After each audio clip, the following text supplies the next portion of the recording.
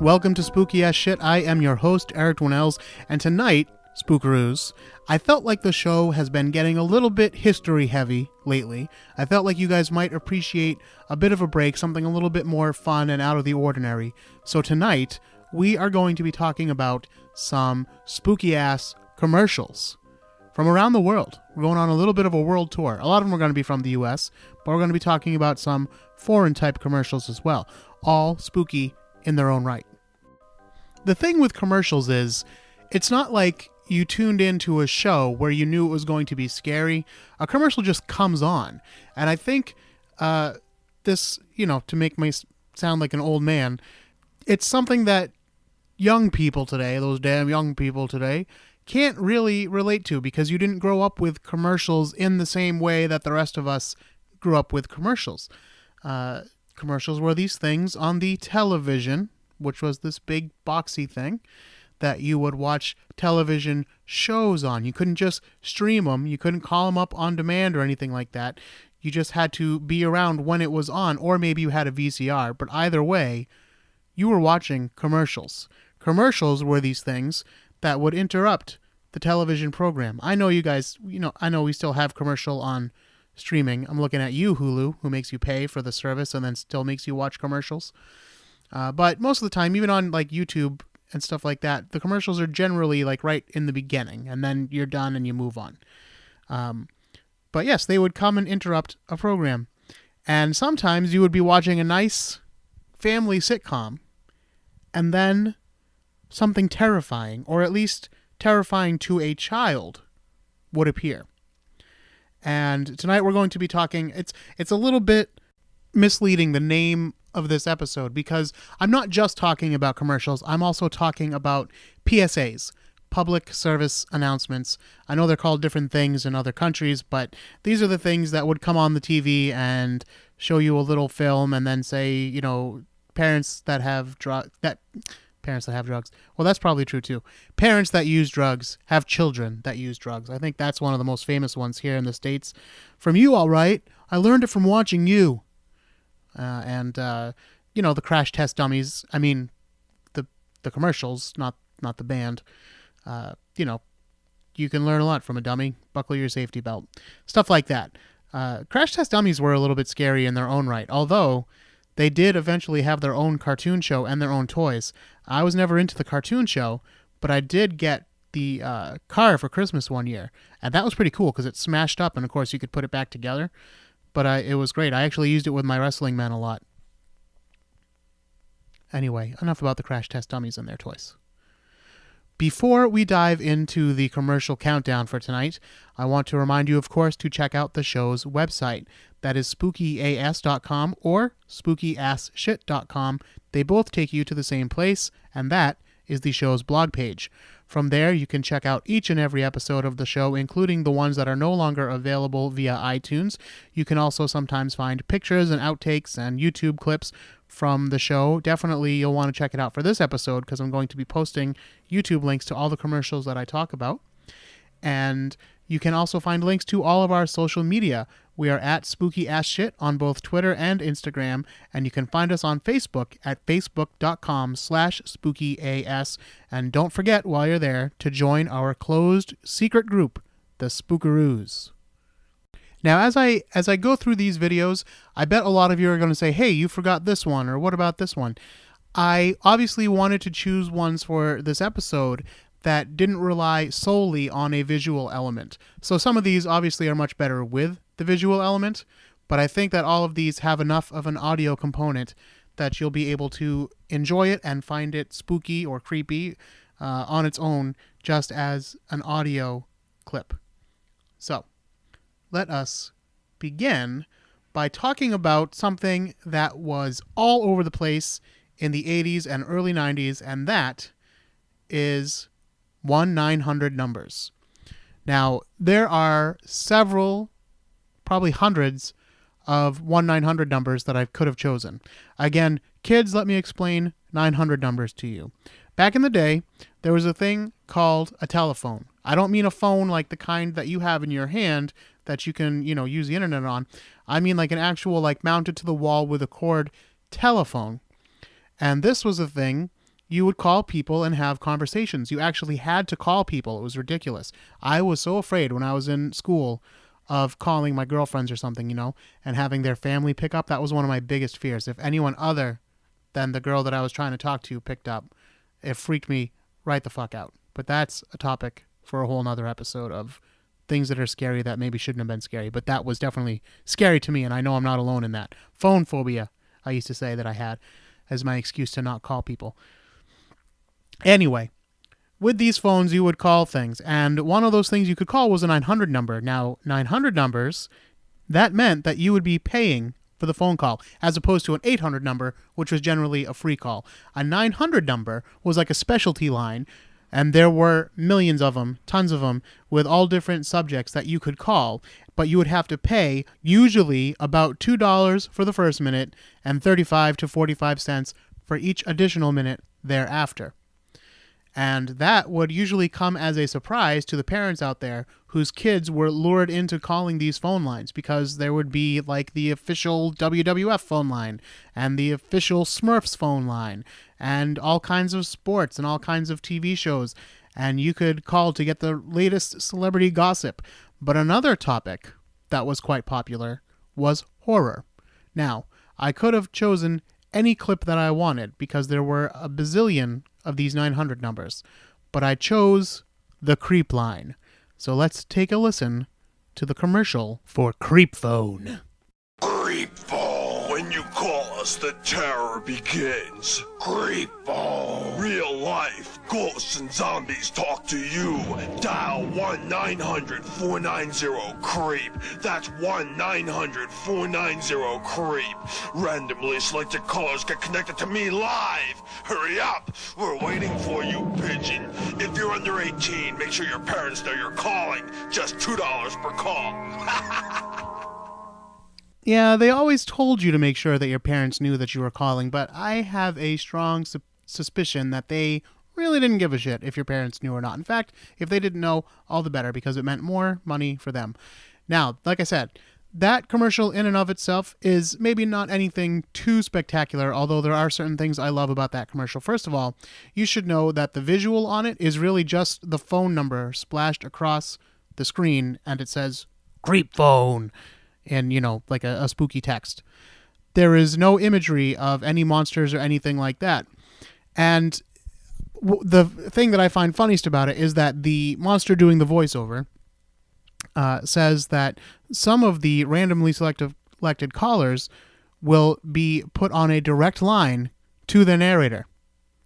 But they don't say who the narrator is. Now, this commercial comes to us from the 80s, and Freddy Krueger was the most popular mainstream monster in the world at that time. He was basically the Johnny Carson of monsters. And that is also a dated reference. Children, ask your parents. This episode is making me feel very old, but it's a big deal. And anyway, so yes, I have a feeling this production was not associated in any way with New Line Cinema or Freddy Krueger or Wes Craven. So therefore they could not use the character's name, but I do believe that that is the voice that they were going for. Although I feel like I sense just a hint of perhaps a Minnesota type accent in there. If you go back and listen, there's a couple words. I think you can kind of hear a little Minnesota on the voice, But anyway, I could be wrong about that, but that's my guess. That was a common ploy with these 900 numbers. Random callers will be put through to, certain celebrity or whatever. In fact, Freddy Krueger did actually have his own 900 number. And, randomly selected callers would be put through live to Freddy Krueger. There was an Alien one where random callers would be put through live to an alien and be able to ask your questions to alien life forms and stuff like that. But I wanted to choose this one because it was a good example of the just random nature of these commercials, and really that it was just a way to make money. It was such a scam. Creep Phone. and you can talk to a real live monster, so they say. But the one that I really wanted to use, I couldn't find, because there was one that I remember in particular scaring me and yet thrilling me as a child. And if I remember it correctly, it was like a boy who was kind of sucked into a computer-generated castle. And the boy begins walking around this haunted castle and facing these different things. And I think that the point of the commercial was that it was kind of like a choose-your-own adventure. Like you would be, the narration would say something like, you're walking down the castle hallway and you see a portrait with eyes that seem to be following you. Do you investigate the portrait or move over to the bookcase? And then you'd press 1 to investigate the portrait and 2 to move the bookcase and, choose your own adventure that way. But it was horror themed. It was supposed to be like a haunted castle. And I was like, well, what do you think happens? And I said that to my sister. And she picked up the phone and she was like, let's find out. And I remember I shut that idea down so fast because I was terrified. But I can't find this commercial, and it doesn't help that I don't remember, what the line was or whatever. So I'm sure it'll be lost to me forever. But if that sounds familiar to you and you happen to know where to find it, please hook a brother up. But anyway, I just wanted to use Creep Phone as an example of that kind of thing. But again, keep in mind, maybe you're just sitting there watching, Small Wonder or something, and then something like that comes on, but you're a young child. That's going to freak you out. All right, look, we've got to talk about it at some point, so we might as well get into it now. Japan. Japan is a country known for weird forms of entertainment. We get the clips of the Japanese game shows. We don't quite understand the narration. I don't know, but I've been told that some of their adult material can be rather bizarre and extreme. And, of course, their animation style is a little bit out there, beloved by some. Lots of things about Japan are loved and celebrated around the world.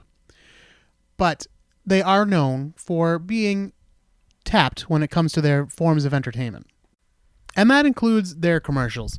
Now, I want to address one that I think a lot of people will be expecting me to talk about, especially when we talk about Japanese commercials, and that is called the Stalker Ronald McDonald.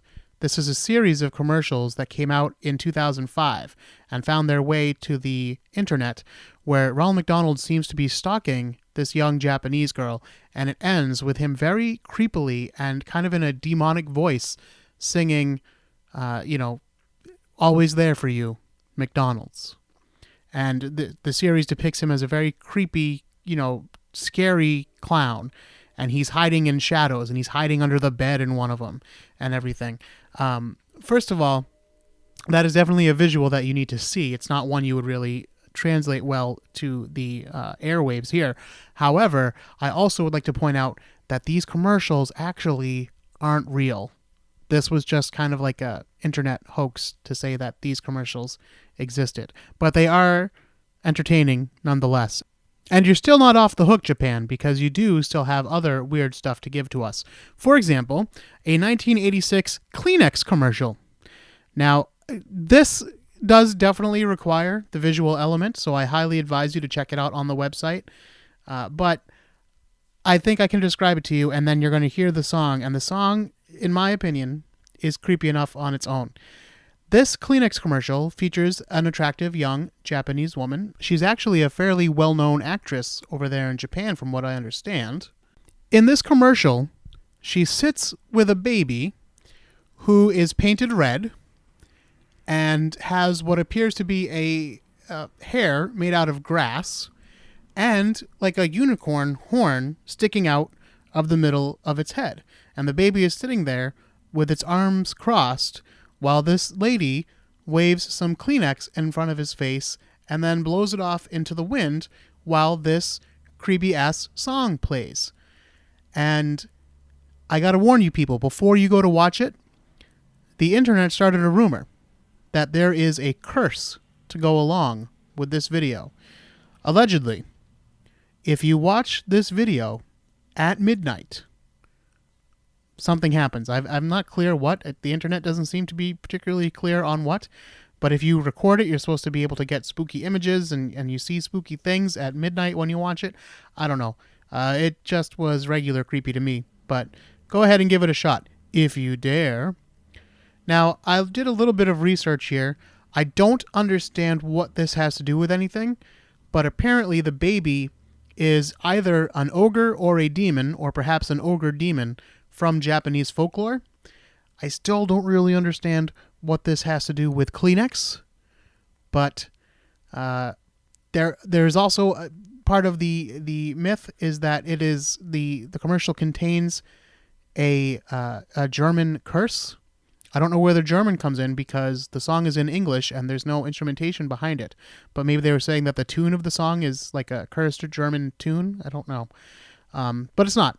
It was written and performed by two English people, and you can actually find it online. It is sung by Jane Lancaster, and it was written by Edward Barton. And you can find it under Barton and Jane, I think is what it was. And the song is called It's a Fine Day. It's a fine day, people open windows, they leave their houses just for a short while. They walk by the grass and they look at the grass, they look at the sky. It's going to be a fine night tonight, it's going to be a fine day tomorrow. Kleenex ティッシュです。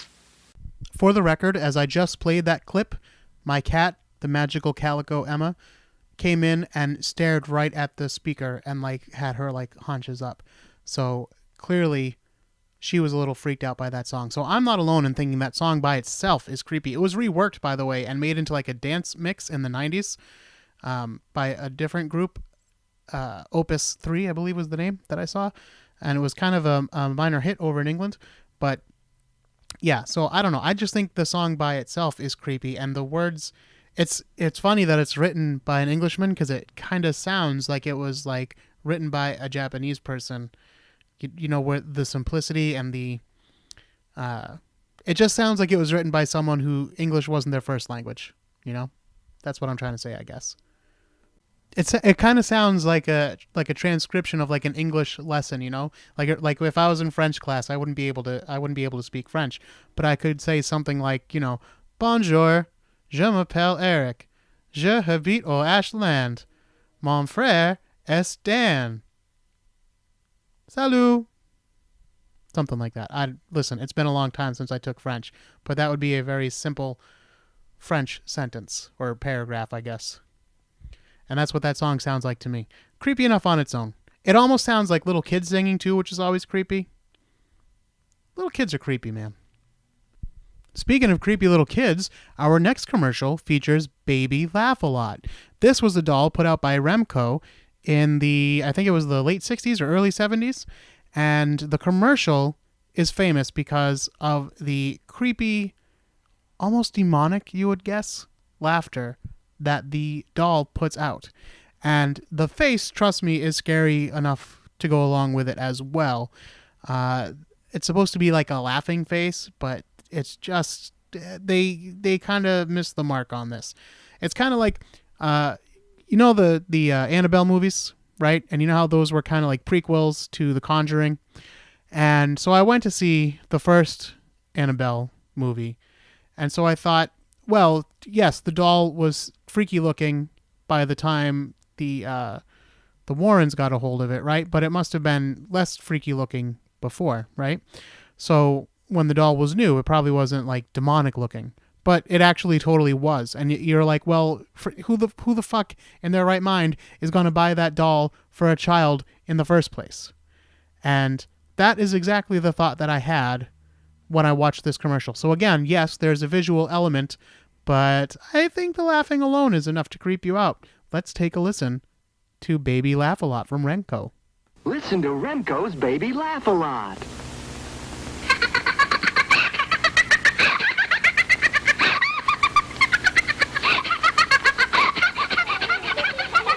You're listening to Baby Laugh-A-Lot. She's the funniest doll you've ever seen. Just push the button and she starts to giggle. Get Baby Laugh-A-Lot by Remco. You know how some toys just have a tendency to go off by themselves in the middle of the night? Can you just imagine that one going off when you were a kid? That would freak you the fuck out if you heard that out like at 2 o'clock in the morning on a dark and stormy night.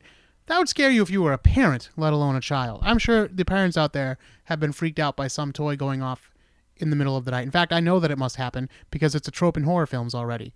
So that's got to be something that happens on the reg to you parents out there. All right, this next one is not only one of my favorite scary commercials, but one of my favorite things in general, ever. This is a commercial for Time Life Books' Enchanted World series. Now, don't worry, we're going to get to Mysteries of the Unknown, but I'm talking about Enchanted World. Did you know that Time Life Book had series of books? They had series of books about a bunch of stuff. They had like Wild West, and they had all these different series of books. And again, it was a little bit of a scam. It was something you would join like through the mail, and they'd send you the first volume for $12 or whatever, and then you'd get another book, every month or every 2 months thereafter until you canceled your subscription or until the series ended. And some of them, they had like between 25 and 35 books, right? So you'd end up paying quite a bit for the whole collection. Now you can get them pretty cheap at most used bookstores and stuff like that. They pop up a lot because they were very popular books.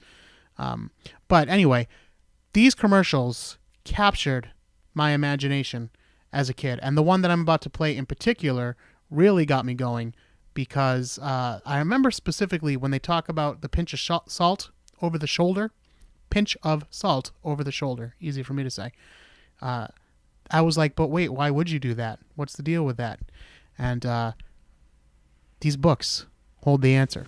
A rabbit's foot carried for luck, a pinch of salt tossed over the shoulder, a sense of foreboding at the sight of a black cat.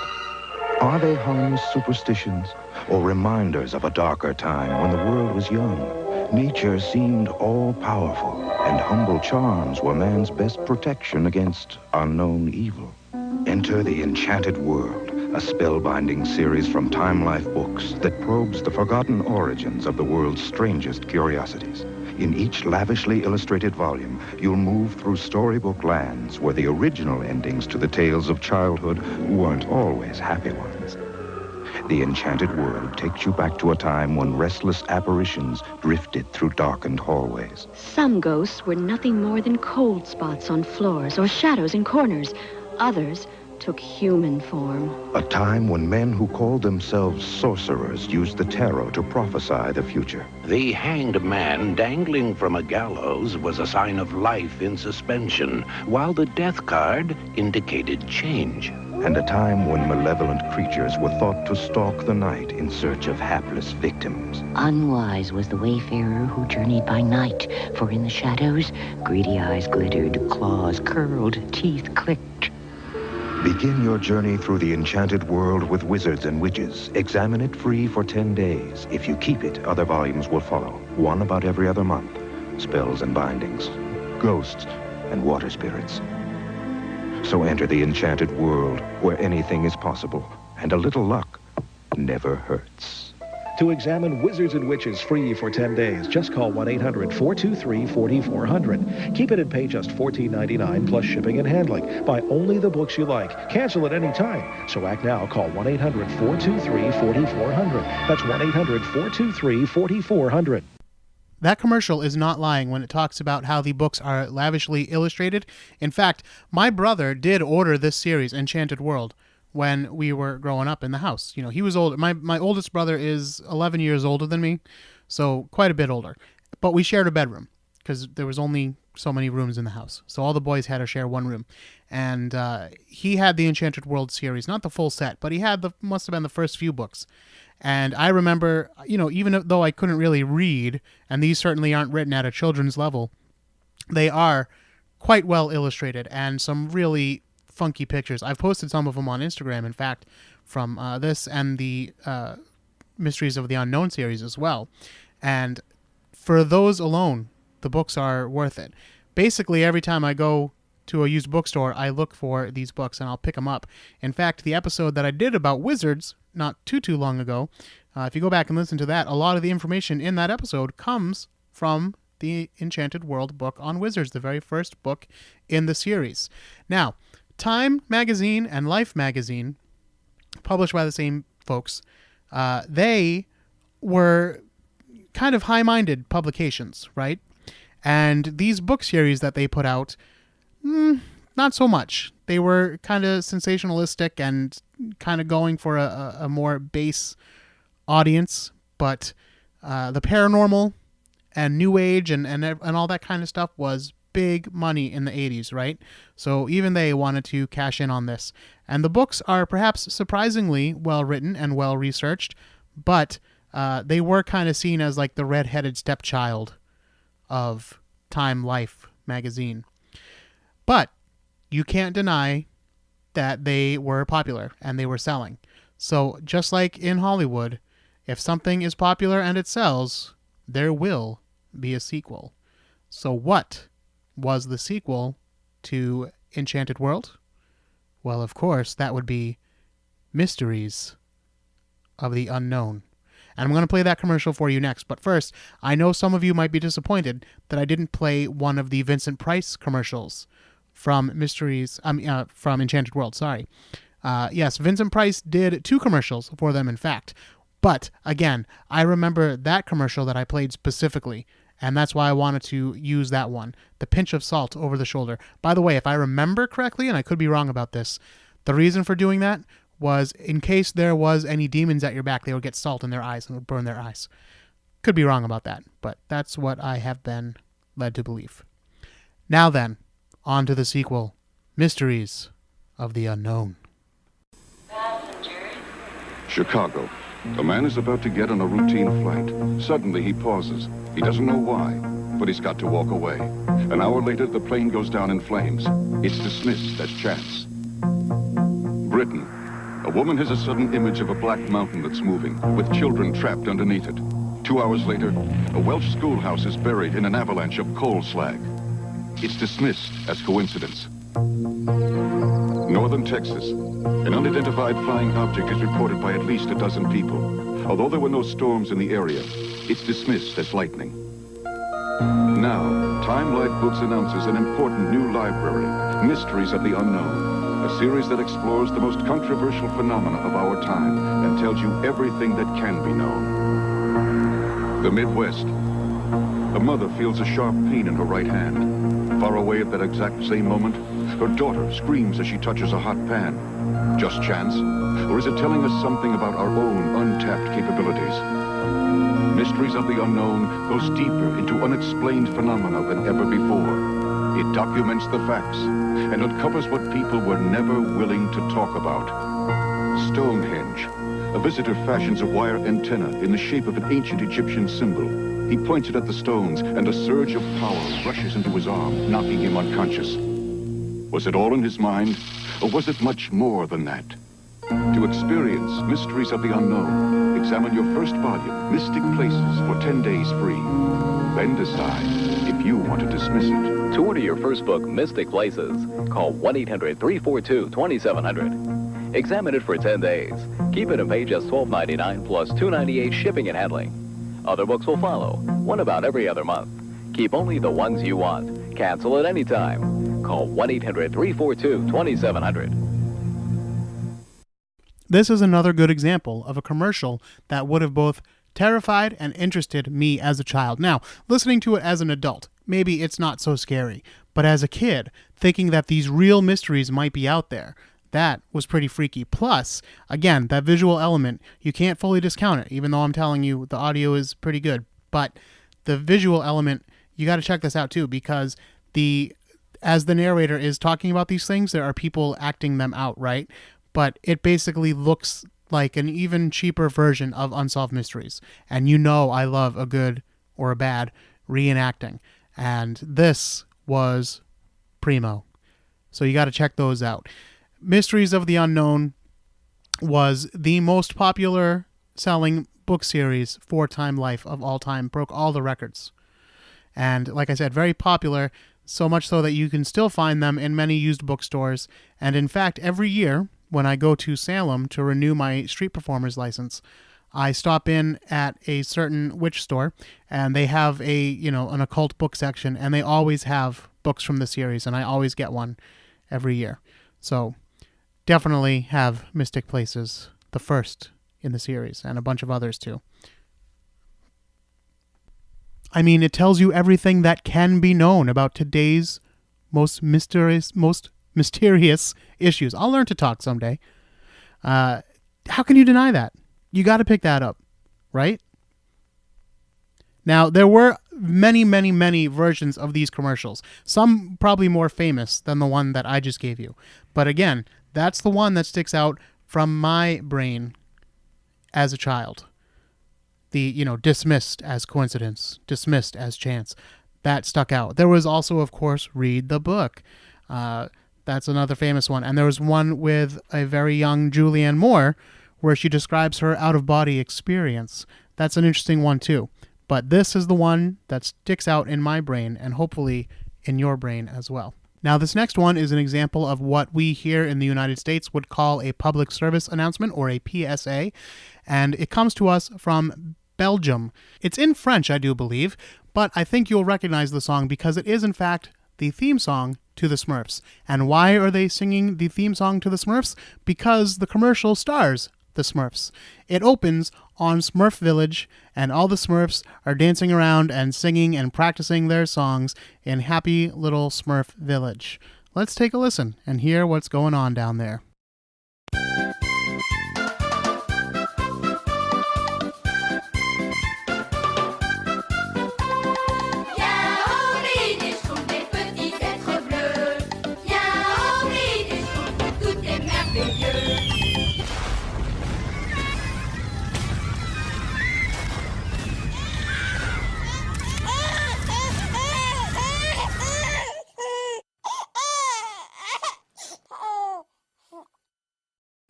Yep, that was a real thing from 2005. That ad, or PSA, was for UNICEF. UNICEF, that's right. And it features Smurfs singing happily until, of course, as you heard, they are bombed. The Smurfs are shown dying. They don't exactly show them blowing up or anything, but they show the bombs dropping on them. Smurfs are flattened. Smurfette is shown with her dress torn and her face down in the ground, her legs kind of sticking out, one shoe off, one shoe on, dirtied, definitely dead. And then, of course, you see Baby Smurf sitting by himself, now orphaned, and a title card flashes up, and I forget exactly what it says, something like, protect the universe of our children, or something like that. It's an anti-war message, basically. Now, anyone who knows me knows that I am anti-war. Arms are for hugging, of course. But I think this is a little bit too far. Maybe it's because I've been reading a book about Mr. Rogers, and it's called The Good Neighbor, by the way, if you're interested, and it's very good. I just finished it today. Very good book. I'm a huge Mr. Rogers fan, as you might recall from the episode in which I gave you a Mr. Rogers goodbye. But yeah, see, I'm not all doom and gloom and darkness. There's a light side to me as well. But anyway, Mr. Rogers would definitely have an issue with this PSA, even though he too would probably support the message, which is, no war. But the issue here is you are using a children's cartoon, a beloved animated cartoon. And if you're a child and you see that, I would imagine that would be very, very disturbing to you. And parents, adults, don't always think the way that children do. But as a kid who grew up during the Cold War, the tail end, granted, but still, we were taught to be afraid of Russians and that, Russia was a dangerous place and that it was possible they were going to nuke us. We weren't doing duck and cover exactly anymore by the time I was growing up, but still, I was very, very afraid of Russians and nuclear war, and I thought that this was going to happen, most likely. So to have seen something like this, that would have freaked me out. Now, this, of course, didn't come out in the 80s. It came out in 2005. Maybe kids in Belgium have no idea who the Smurfs are, just like kids around here probably don't have a great idea of who the Smurfs are. But still, I think that's wrong. UNICEF said they did it because, of course, they wanted to shock the audience. They wanted to get people to pay attention and be like, what the hell did I just watch? That's terrible. And to show some of the horror of war. And they say that it was a very successful ad campaign for them. It drove a lot of traffic to their website because people were like, hey, what the hell is this? And then they go to the website and they learn about UNICEF and the good work that they do. And that might be true, but I think I would just feel like the bad outweighs the good in that situation. If children were seeing that and being traumatized in a way and exposed to that kind of a message. I don't know. I find that a little distasteful. I know all the stuff we talk about, right? And that's kind of the hill I'm trying to die on, but please, somebody, think of the children. Back to the United States for our next clip, and this one is a PSA featuring McGruff the crime dog. Now, McGruff is a character who appeared on numerous television PSAs throughout the 70s and 80s, and I think even into the 90s. I don't know if he's still around these days. I think he's still around like as a character, but I don't know if he's doing PSAs or anything anymore. But he was a cartoon dog who was kind of a Columbo impersonation. I didn't know that at the time. I only know that looking back now. Trench coat, and he's supposed to be like a detective or a cop at least, I guess. And he would always end by saying, take a bite out of crime. And, you know, I liked McGruff and everything, but sometimes the commercials were just a little bit intense. And I think this next one is a good example of that. That's Jenny. But that's not Jenny's dad. If she gets into that car, you may be looking at Jenny for the last time. I'm McGruff, the crime dog. Let me show you something. See that playground? A lot of kids there. Every day in this country, 60 kids disappear. Some run away, but a lot are kidnapped by strangers or even by people they know. Almost 20,000 kids a year. 20,000 kids, one kid at a time. Maybe your kid, on your street, just like Jenny. You know, your kids can learn to protect themselves against crime at home, at school, on the street. Hey, nice going, Jenny. She's going to tell her folks about this. And you can write to McGruff.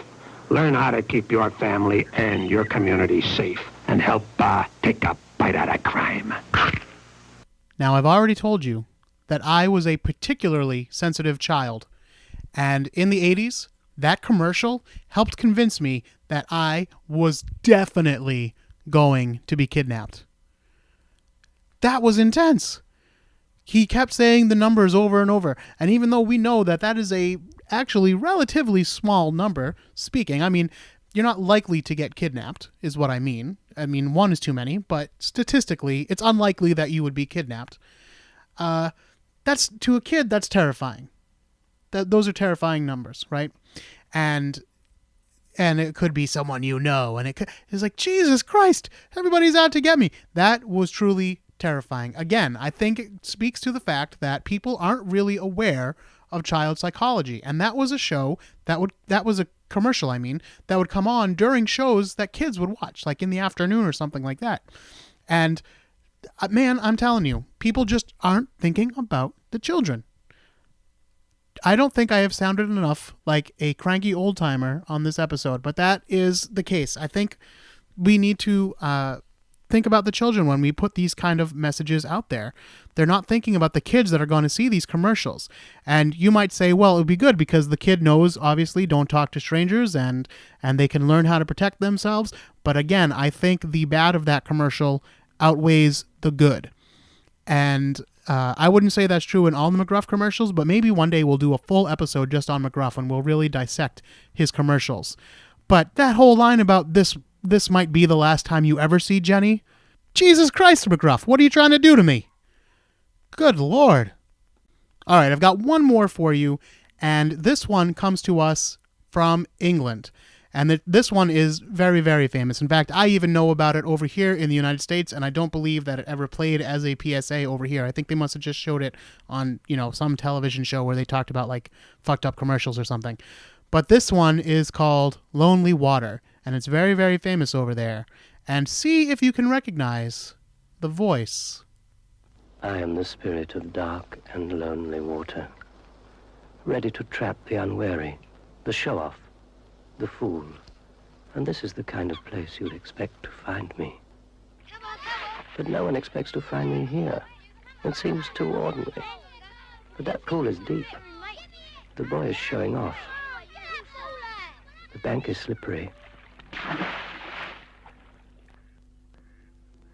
The show-offs are easy. But the unwary ones are easier still. This branch is weak, rotten. It'll never take his weight. Only a fool would ignore this. But there's one born every minute. Under the water there are traps. Old cars, bedsteads, weeds, hidden depths. It's the perfect place for an accident. Oh, look, there's someone in the water. Quick, use that big stick to get him out. Sensible children. I have no power over them. Oi, mate, that's a stupid place to swim. Hey, go over and get that thing to wrap him in. You don't have to feel cold, mate. How long was you in there? Ew, what thing? I'll be back. I think that audio is creepy enough on its own, but of course, just to point out, the figure narrating that video is deaf. He is dressed in the traditional Grim Reaper robe, and he carries the scythe. You don't see the Scully face or anything like that, but you know who it's supposed to be. And if you didn't know the voice, that's our old friend, Donald Pleasance, Dr. Loomis, from the Halloween movies, of course, doing the voice of the spirit of dark and lonely water. Now, I'm told that PSA traumatized children from the 70s into the 80s over in the UK, and I believe it. That's a scary-ass, freaky PSA. But I do love the accents, the part where one of the kids yells out, "Oi, there's someone in the water!" Love that part. Also, towards the end, it's a little hard to tell what's happening just on the audio. When the spirit sees the sensible children, he kind of like fades away, and all that's left is his robe in the ground. So when they say get something to wrap him with, a girl goes to pick up the robe, but she picks it up and says, "Oh, nasty old thing," or something like that, and throws it into the water itself. And that's when he says, "I'll be back." Predating the Terminator. So Donald Pleasance, he should really get credit for that quote. All right, that concludes our tour of spooky ass commercials, but maybe I'll do a second edition someday. If you guys want to write in at spookyasshit@gmail.com or through Facebook or however else. I don't recommend Twitter since I don't really use it, but otherwise hit me up and let me know what commercials freaked you out when you were a kid, or even to this day if there's something on TV or on the internets that freaks you out. Let me know about it and we can chat. Of course, once again, please visit the website spookyas.com or spookyasshit.com. Find us on Twitter and Instagram at spookyasshit, and you can find us on Facebook at facebook.com/spookyas. Until next time, don't be afraid.